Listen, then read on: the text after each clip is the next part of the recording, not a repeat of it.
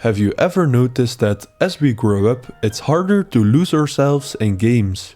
And I'm not just talking about nostalgia, it's more than that.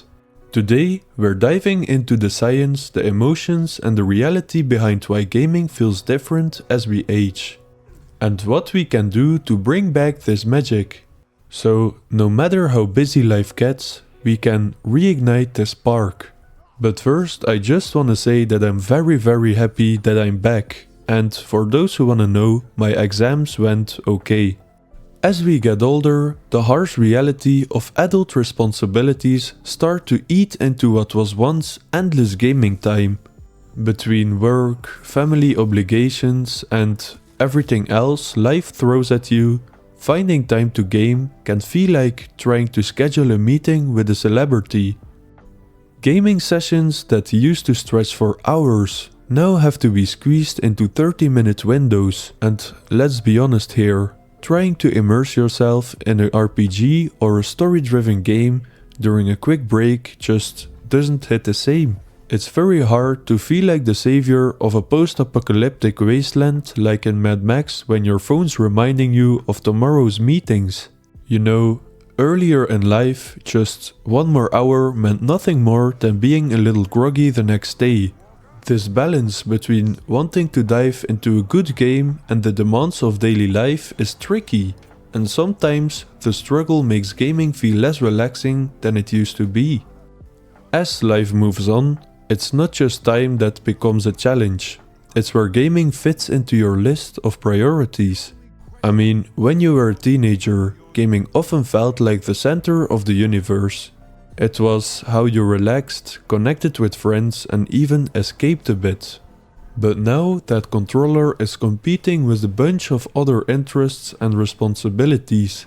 Maybe you've started focusing on fitness, traveling, or picking up a new hobby. And this takes time and energy. Or maybe family life takes the lead, where gaming gets bumped down the list behind diaper changes or soccer practice.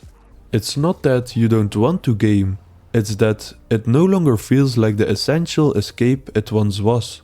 And this makes it harder to reconnect with the joy of gaming. I couldn't talk about this without talking about nostalgia. It plays a huge role in how we perceive gaming, especially as we get older. Just think about it, you are playing a game and 10 minutes in, you're sitting there with your controller in hand thinking, what am I even doing? But it's not always the games, it's how we remember them. Those late night sessions with friends or the excitement of playing a new release as a kid, it wasn't just the game that made it special, it was the moment in time. Nostalgia has a way of smoothing out the rough edges of older titles. It made us overlook the clunky controls or low-res graphics because we associate them with happy memories.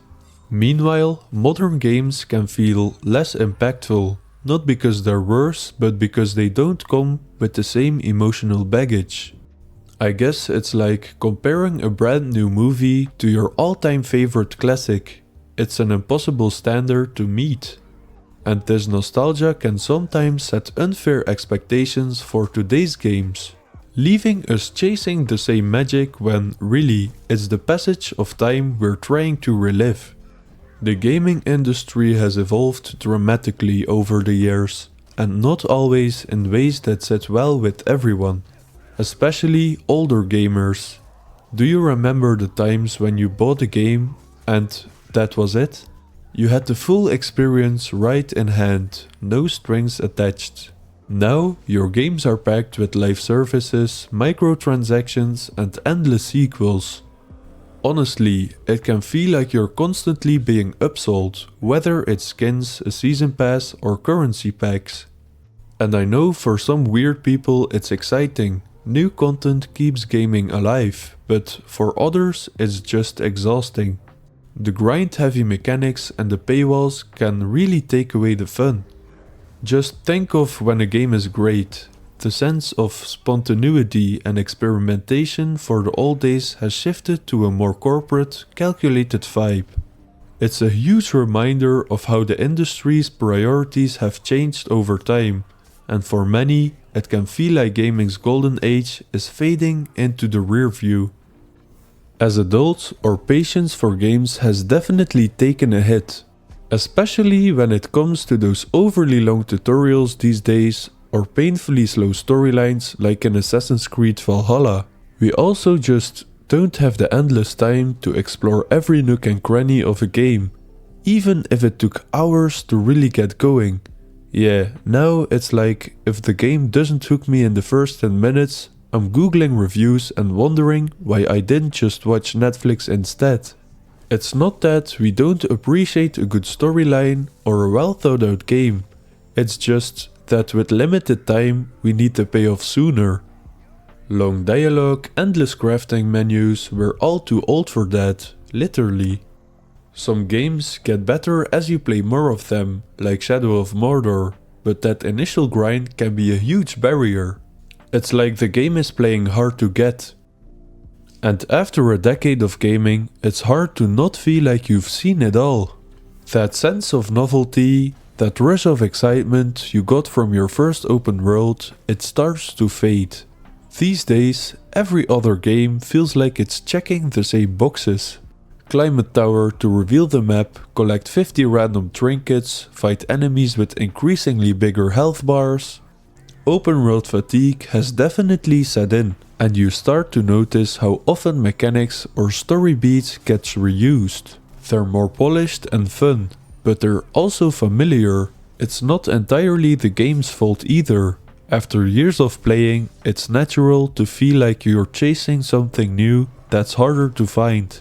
But every now and then, a game will surprise you, like a fresh take on an old genre or a bold creative risk. The real trick is finding these games in a sea of sameness. As we get older, finding the right game starts to feel like searching for a needle in a haystack. It's not just about picking up anything with a high review score anymore. It's about finding a game that perfectly fits our mood, our schedule, and our ever-evolving tastes. And let's be honest, sometimes we spend more time scrolling through games than actually playing anything. You end up with this weird paradox where you want to play something, but nothing feels quite right. Our tastes get pickier too. Maybe you don't have the patience for a 100-hour RPG anymore, or you're looking for something that balances challenge with relaxation. And the fact that we have endless choices right now doesn't help either. It's like being overwhelmed at a buffet and deciding to just have a slice of bread. One way to break this cycle is to narrow down the focus. Instead of browsing endlessly, try curating a small list of games that match your current vibe. If you've only got an hour to spare, find a game with quick, satisfying gameplay, or revisit a nostalgic favorite to reignite the spark. And don't underestimate the power of recommendation. Sometimes a friend's suggestion can be the perfect nudge.